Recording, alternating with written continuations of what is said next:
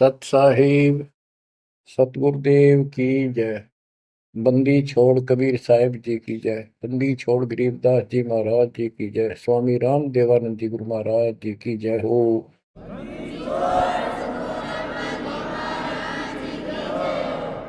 सर्व संतों की जय, सर्व भक्तों की जय, धर्मी पुरुषों की जय।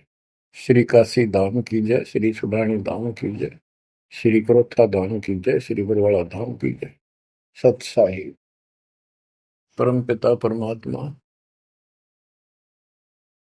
कबीर जी की असीम रजा से बच्चों, आज आपको अपने घर का पता चला।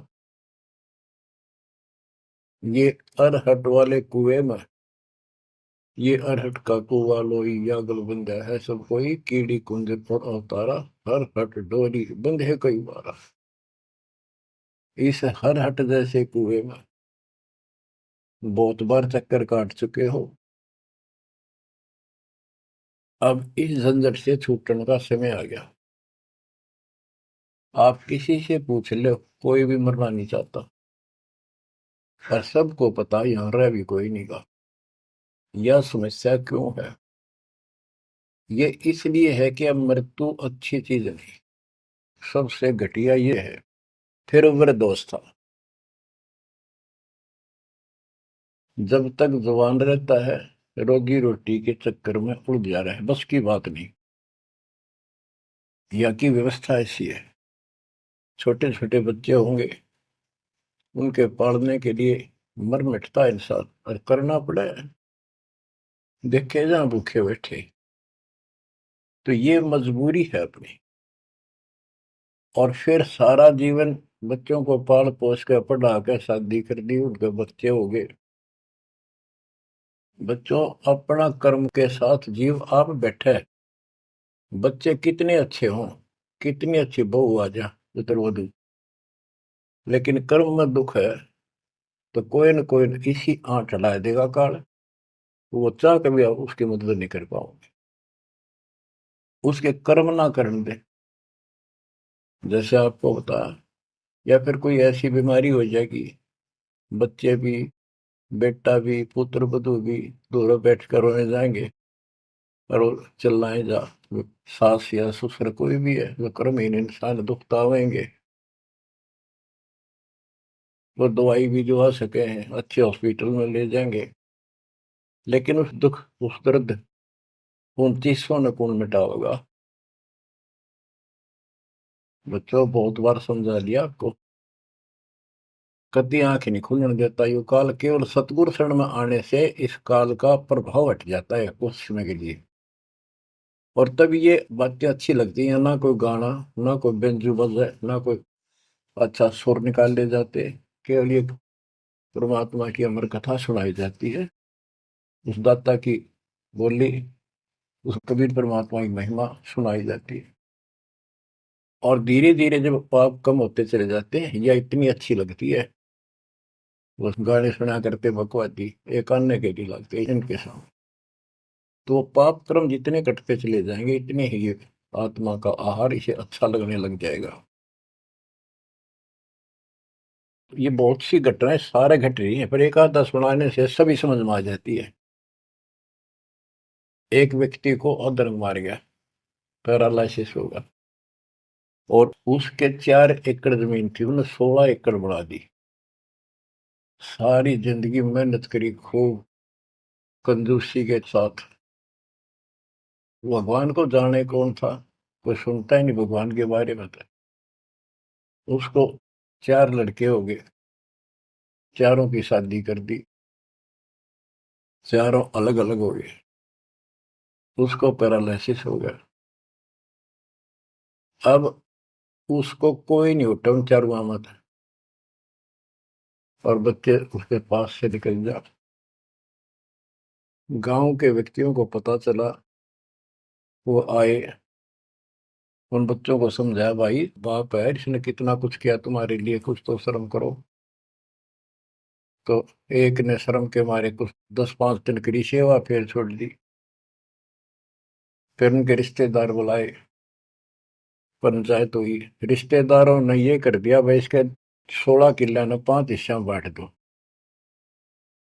तो 3 एकड़ जमीन तो इसका हुआ है, इसको दो, 3 किले इसके छोड़ दो, और जो इसकी सेवा करेगा वो लो। तो छोटे वाले की पत्नी बोली जी हम ले लेंगे, हम संभालेंगे। वो लालच में वो बला ले ली। बला हो जाती है ये कर्महीन इंसान। और 1 महीने बाद से फिर छोड़ दी।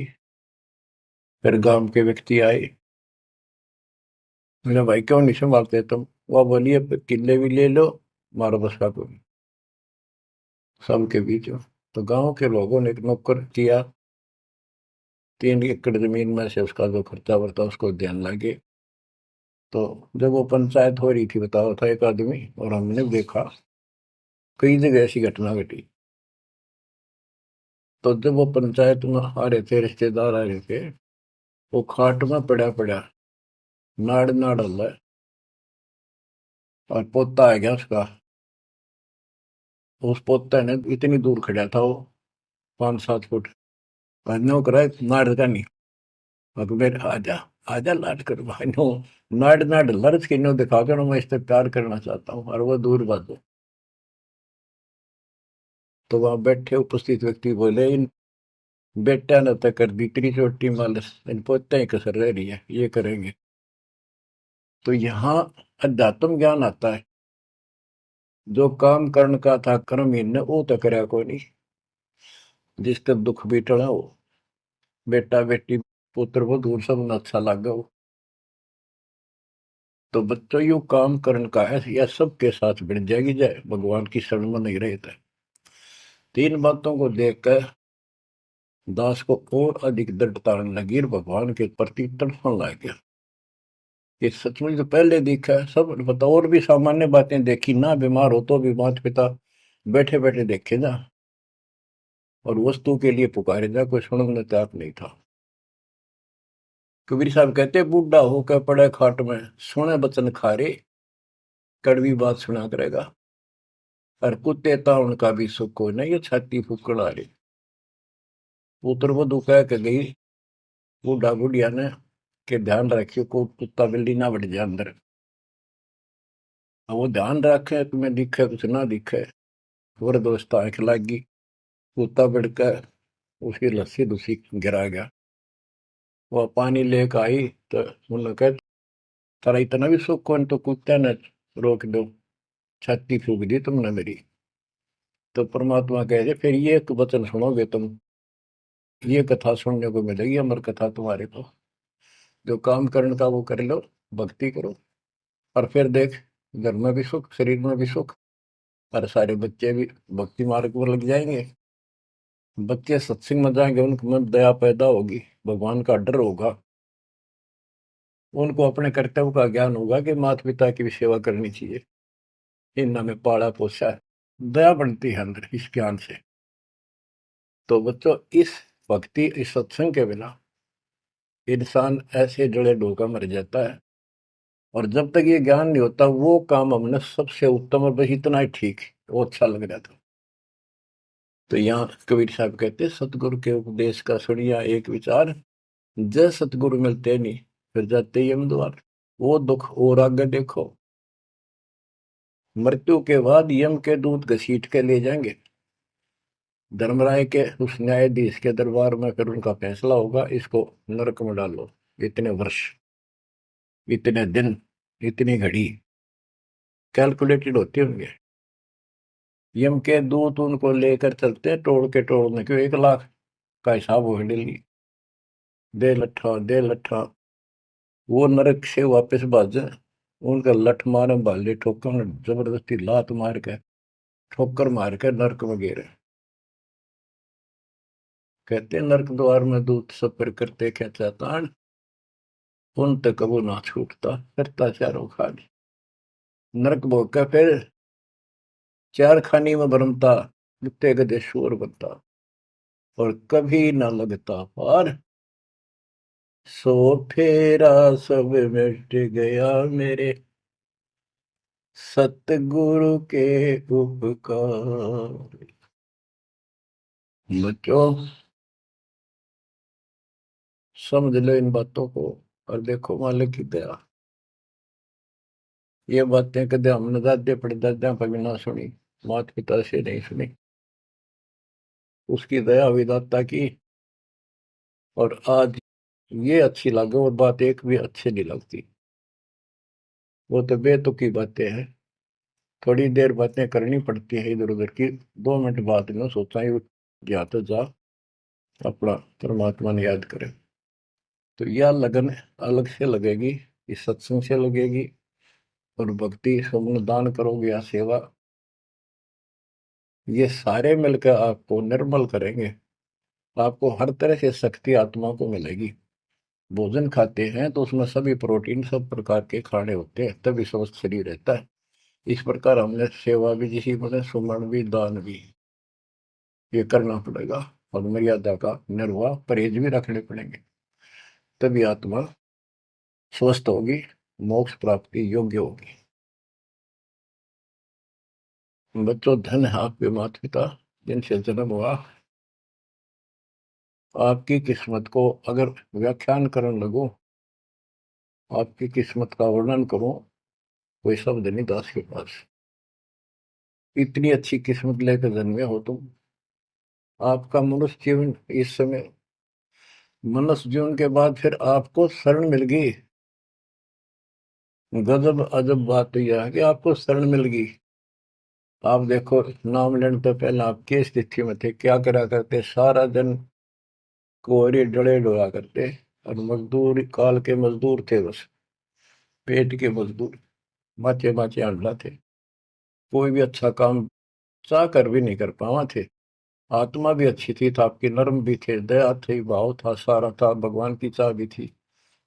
पर ऊपरली सी थी, काम चलाऊ सा था।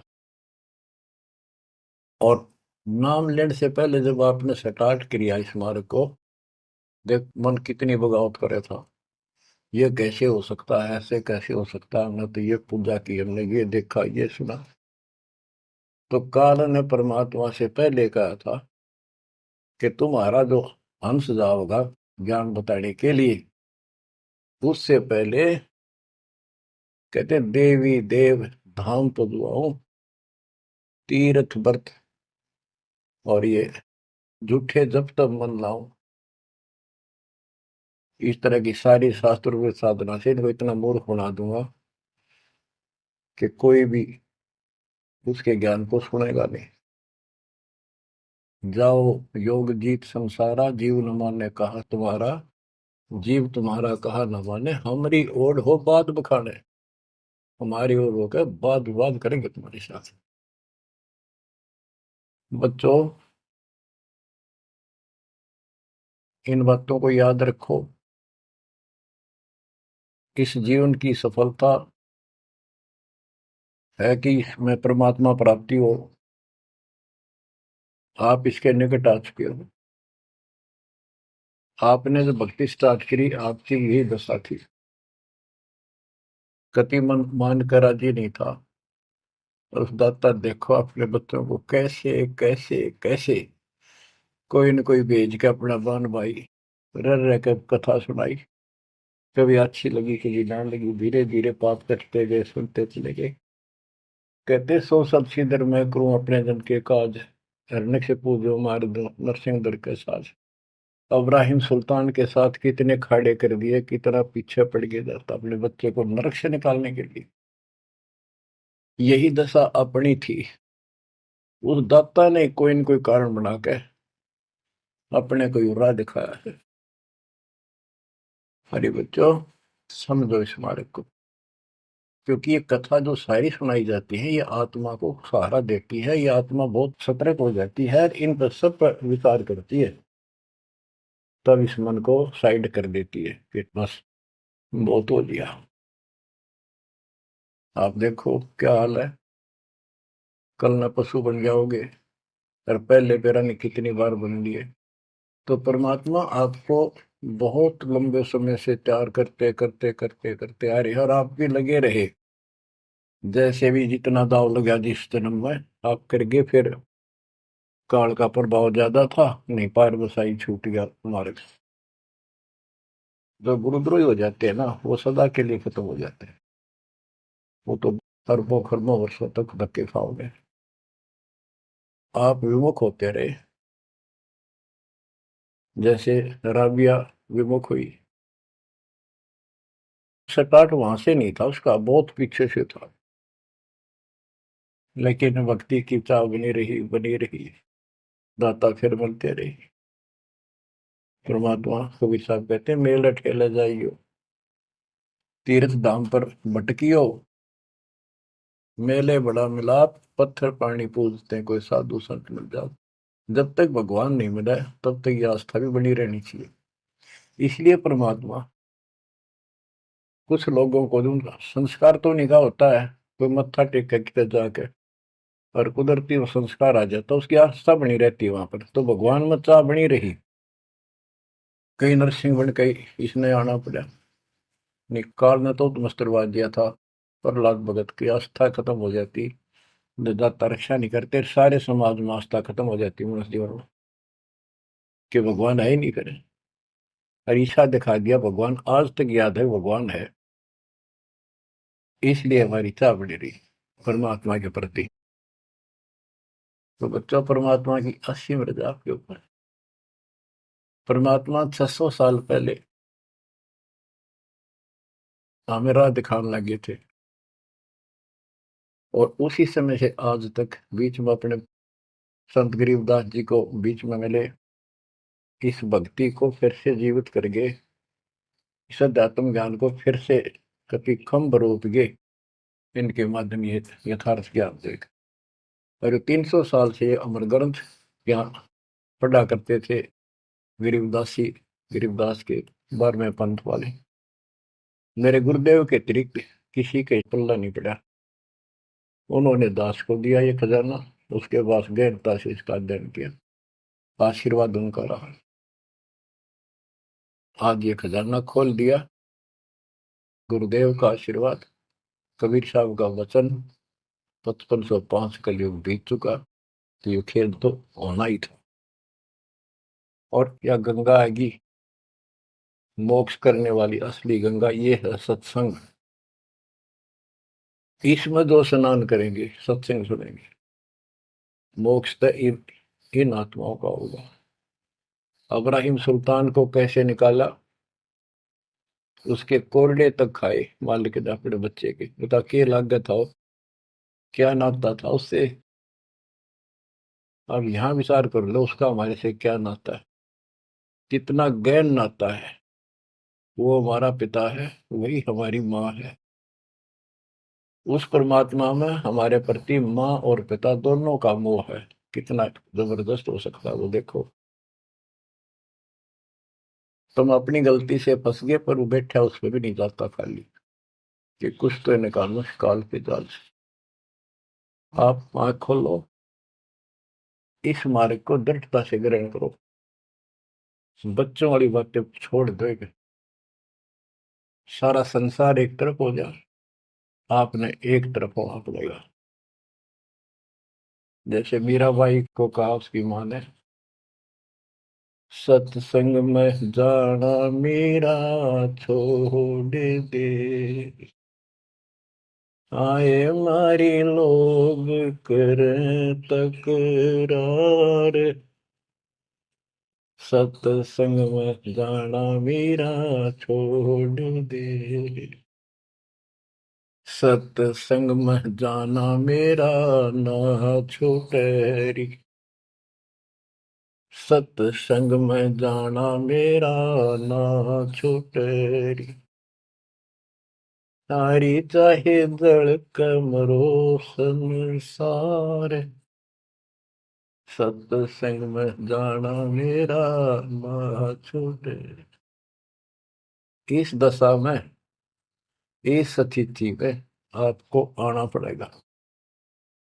ये संसार साथ नहीं जाएगा, ये संसारिक व्यवहार आपका कति काम नहीं आऊगा। ठीक है, बेशर्म होना भी नहीं, जितना हम समाज में सहयोग कर सकते उस तरफ में रहना पड़ेगा। प्यार दें सबको, नमस्कार करें, बड़े छोटे की कदर करें, अच्छा व्यवहार करें, हेल्प करें, लेकिन जहां अपने भक्ति में बाधा हो उस पर नमस्कार करें, हाथ जोड़ लें दूर से। बच्चों, गरीबदास जी बताया है, गोरख से ज्ञानी गणे और सुखदेव दती जिहान, सीता सी गो भारिया संत दूर स्थान। पुण्यात्मो, आपको अध्यात्म सिलेबस, ये अध्यात्म का पाठ्यक्रम पढ़ाया जा रहा है, दास टीचर है, और इसको बार बार रटवाऊंगा, बार बार समझाऊंगा, क्योंकि टीचर सारा साल उस सिलेबस को रह रहकर रिपीट करवाया करे, तब बच्चों के आत्मा में, उसके मन में, बुद्धि में वो सेट होता है। तो बच्चों, आपको ये सिलेबस दास बार बार रिपीट कराएगा, और ध्यान से उत्सुकता से सुनते रहना। परमात्मा के ज्ञान को, सत्संग को सुनो जब कति एकाग्र चित्त से सुनो। गरीब गोरख से ज्ञानी घने, सुख देव जति जिहान, सीता सी बहु भारिया संत दूर स्थान। अब आपको अमर ग्रंथ की अमर वाणी का कुछ अंश सुनाऊंगा। जैसे दास की बुद्धि काम करेगी, इसको सरल भी बनाऊंगा। गरीब, यह गरची जब पांडव राजा, नो नाथो नहीं ना दुबाजा, 84 सिद्ध रिद्ध सब मोहे, पूर्ण ब्रह्म ध्यान नहीं जो है। अब क्या बताना चाहते हैं संत गरीबदास जी, कि जब पांडवों ने अश्वमेघ यज्ञ रची, तो उसमें 33 करोड़ देवता, 88,000 ऋषि, ब्रह्मा विष्णु महेश तक उपस्थित थे, 12 करोड़ ब्राह्मण, और ये गिरिपुरी, इनका गिनती नहीं, 56 करोड़ जहां थे या दो, शंख पचायन नहीं बाजा ना दो। तो कहने का भाव ये है कि गोरख से ज्ञानी गणे, सुखदेव जति जिहान, प्रसंग ये है। और सीता सी बहु बारिया संत दूर स्थान। पांडवों ने अश्वमेघ यज्ञ क्यों की थी? श्री कृष्ण जी जो उनके गुरु थे, त्रिलोकीनाथ विष्णु अवतार, उन्होंने बताया था कि तुमने, क्योंकि युधिष्ठिर जी को भयंकर स्वप्न आने लगे, बेचैनी होगी, भूख गई, रात की नींद गई, वैद्यों से इलाज करा लिया, कोई आराम नहीं हुआ। श्री कृष्ण जी के गुरु थे, उनसे समाधान जाना और कारण पूछा कि ये हुआ क्यों। तब श्री कृष्ण जी कहते, तुमने जो बंदूक घात किए हैं, युद्ध में, महाभारत में आदमी मारे और अपने प्रियजन मारे, रिश्तेदार मारे, ये पाप वो हानि कर रहा है, वो सेध रहा है। समाधान ये है कि अश्वमेघ यज्ञ करो और पूरी पृथ्वी पर न्योता दे दो, कोई आओ, धर्म यज्ञ करो एक, और धर्म यज्ञ सफल होगी तो तुम्हारा यह दुख दूर होगा, अन्यथा नहीं होगा। और यज्ञ संपूर्ण होने की, सफल होने का चिन्ह बना दिया, बता दिया निशानी, कि एक शंख 5 मुंह का, पंचानंद शंख, उसको पंचजन्य भी बोल देते हैं, पंचायन, आनंद माने मुख होते हैं, पंचानंद 5 मुख का शंख एक अलग स्थान पर रखा जाएगा। वो कोई बजाएगा नहीं, आप पर बाजेगा। वो बाजेगा तब जब कोई पूर्ण संत, अच्छी करने वाला उसमें भोजन खा लेगा। तो 33 करोड़ देवता बुला लिए, 88,000 ऋषि आगे, 12 करोड़ ब्राह्मण आगे, तो किसी से भी शंख नहीं बजा। न्योता देने के लिए चारों पांडवों की चारों दिशा में ड्यूटी लाई थी, युधिष्ठिर ने छोड़ दिया कि भी न्योता दे का निमंत्रण दो। भीम का निमंत्रण देने की जो दिशा थी, ड्यूटी थी जिस साइड में, उसमें सुदर्शन नाम के एक सुपच, जिसे आजकल शेड्यूल कास्ट कहते हैं, उसमें सुपच कहते थे, और वाल्मीकि जाति में थे वो। भीम वहां गया। भीम ने उनको निमंत्रण दिया कि भगत जी हमारे वहां आइयो, और मैं युधिष्ठिर राजा का भाई भीम हूं, और ऐसे ऐसे हमने एक अश्वमेध यज्ञ रची है, आप आमंत्रित हैं। तब सुदर्शन जी ने कहा, सुपथ ने, कि भीम तुमने तो इतना पाप कर रखा, कसाई भी फीका पड़ गया।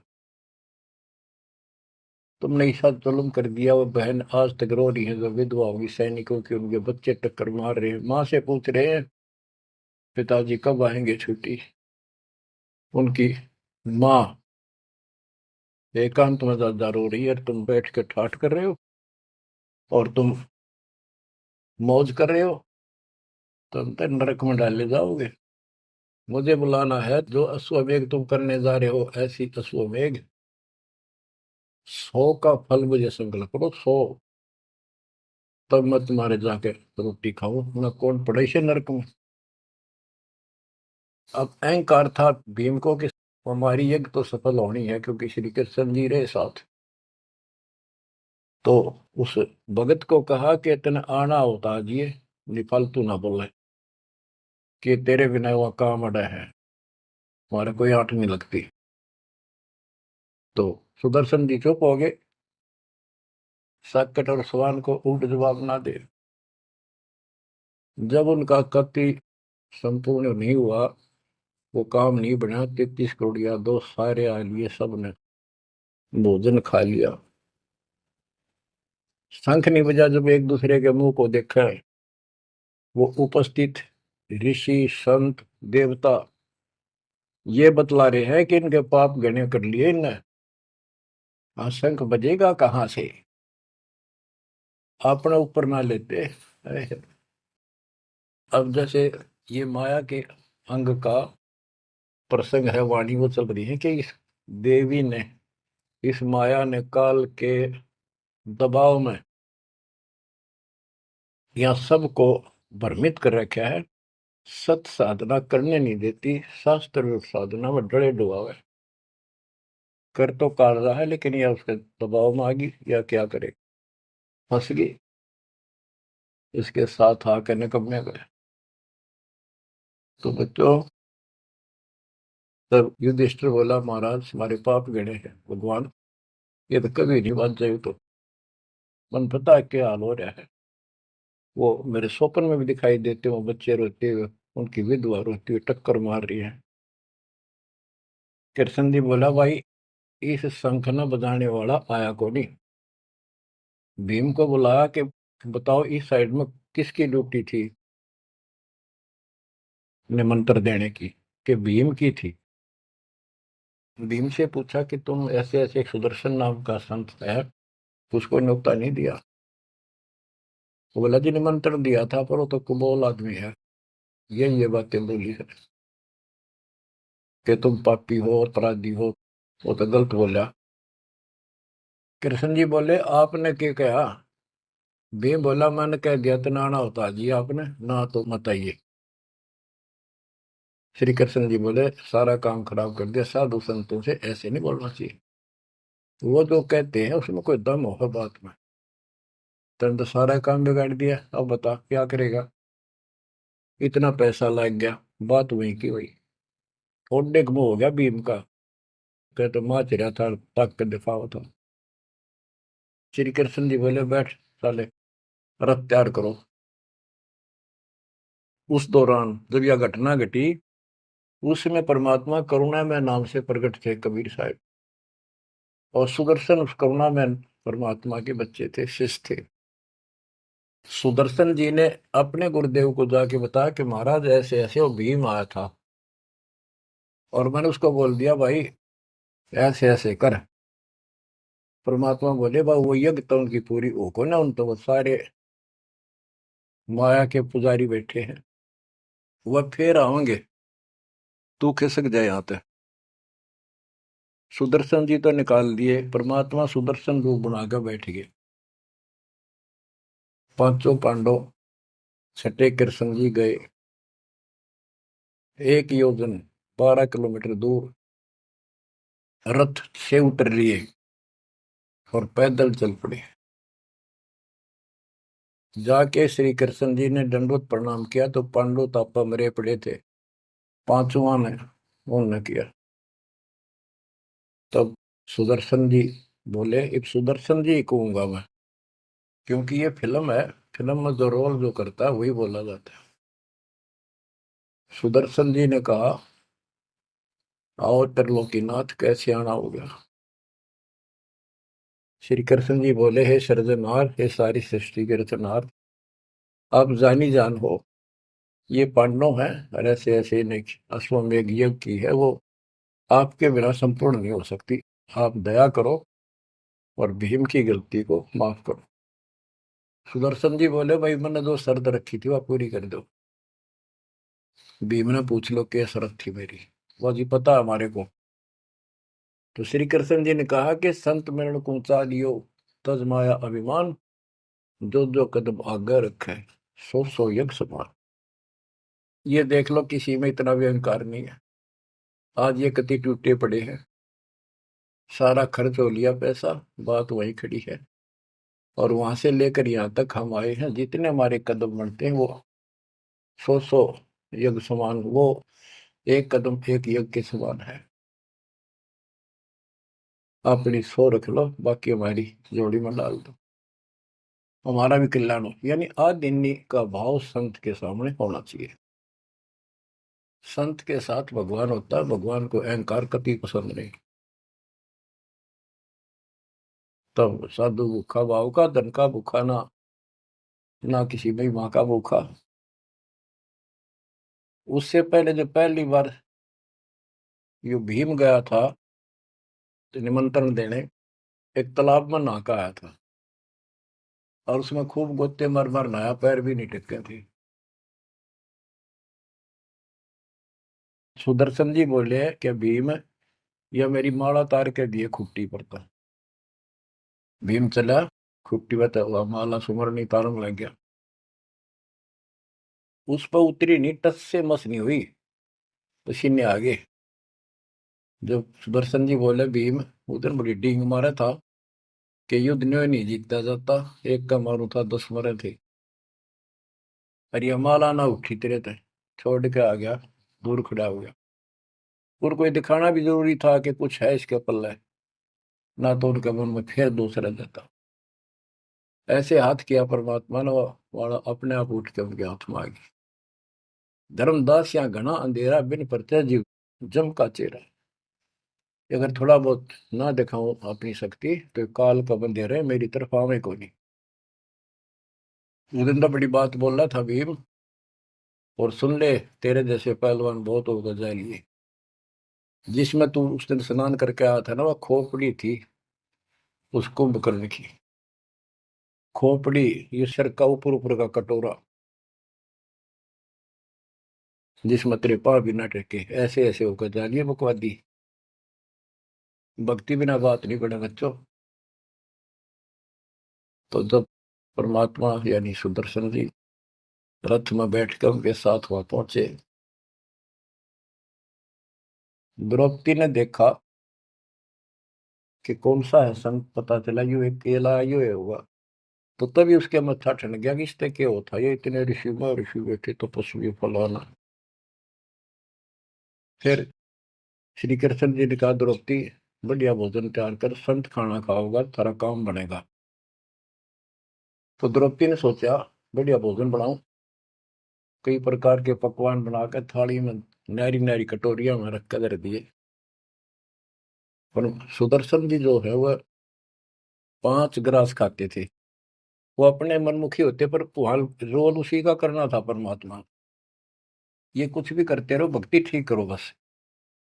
तो उन सब में से थोड़ा थोड़ा मिला के इकट्ठा कर लिया, खिचड़ी ही बना ली, कति रला दिए कि सारे पकवान वहां मिल जाए और सबका भोग लग गया।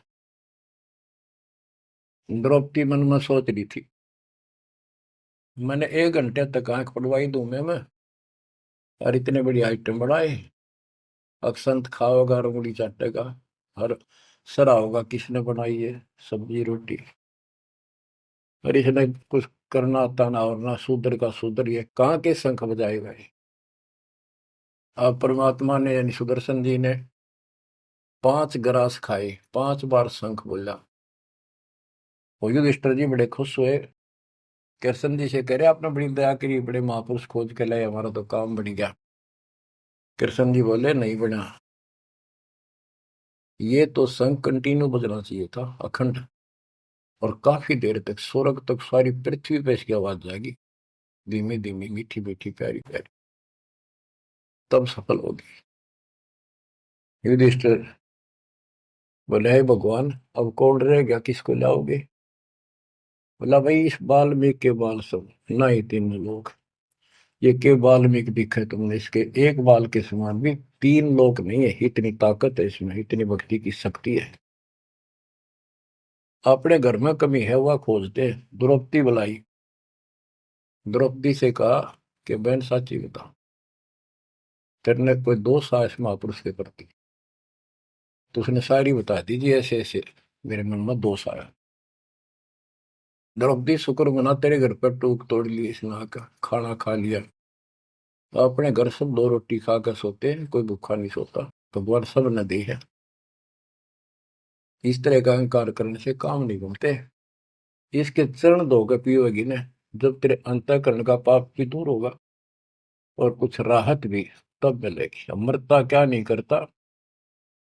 द्रौपदी लाई बढ़िया सी थाली परात उठाकर चांदी की, और उसमें लोटा लेकर संत के चरण धोए, गाल के कटोरे में पीण लगी। कृष्ण जी बोले बहना दा मुझे भी देना, ईशे महापुरुष का चरणामृत कद कद मिल रहा है। तो आधा द्रौपदी ने पिया, आधा श्री कृष्ण जी ने। और फिर वो देखो अखंड बाजा, वो ऐसे ढंग से बजाए तो धीरे धीरे धीरे धीरे सुर बढ़ता चलेगा, स्वर्ग तक पूरी पृथ्वी पर आवाज गई, कण कण में सुनाई दिया। और जो पेड़ थे पौधे पूरे के पूरे बसंत की तरह फूल आ गए और खिल गए, इतना सुंदर मौसम होगा सुहावना।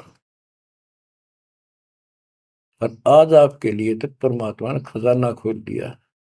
बच्चा बच्चा एक दूसरे को सपोर्ट करता है, परमात्मा ने ये कहा, परमात्मा ने ये कहा, ये प्रमाण है। आपको मोक्ष में कोई दिक्कत नहीं आने की। समर्पित हो जाओ। इन बालकों की कथा ना समझना कदे, ये डूम बाट के गीत नहीं है, ये समर्थ की बताई सच्ची कथा, ये सत्यनारायण कथा है। परमात्मा आपको मोक्ष दे, सदा सुखी रखे। सत्संग।